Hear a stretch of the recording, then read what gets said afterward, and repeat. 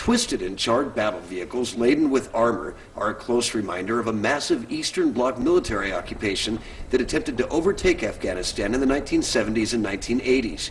To say the Russian military are not fondly regarded here is an understatement, and after years of occupation and fighting that ended in defeat, these remnants of war are among all that is left. All over Afghanistan, you'll find remnants of the former Soviet presence that was here.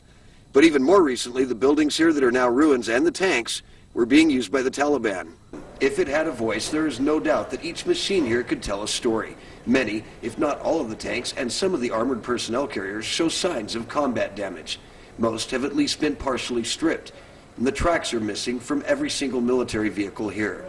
The Soviets left in a hurry when they finally did, their ranks in disarray, flanked by desertion and disease, and pursued by angry Afghans who know how to fight if they know anything at all. The Soviets are just one empire over the last several hundred years that has attempted to invade and occupy this ancient place. And like all that came before it, they left empty-handed and with few soldiers and pieces of equipment as these images depict. Well, the first time I came out here, it was just amazing to see it. And everyone, like myself, everyone that comes out here, the first thing they want to do is stop and take a lot of pictures.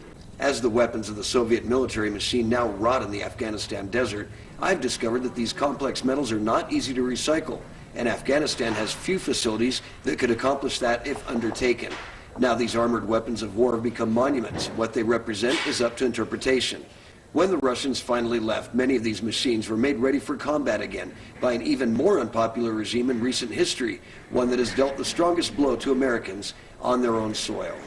Well, I know this has always been a military training center for the Afghan armies under the different control, even prior to the time of the Russian invasion. But after the Russians invaded, they used it, and they built some buildings here, and then the Taliban used it when they were here. And so some of the destroyed buildings to our left were all part of the buildings that the Taliban was using to do maintenance on the tanks that they had.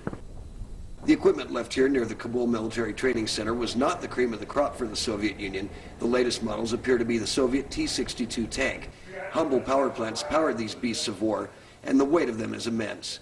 Maybe someday people here will find a way to melt them down and regain some value. Hardly a true penance for the suffering the people here underwent at the hand of the Soviets. For now, they continue to freeze in the winter and bake under the hot Afghan sun each summer. In Afghanistan, I'm Tim King reporting for SalemNews.com.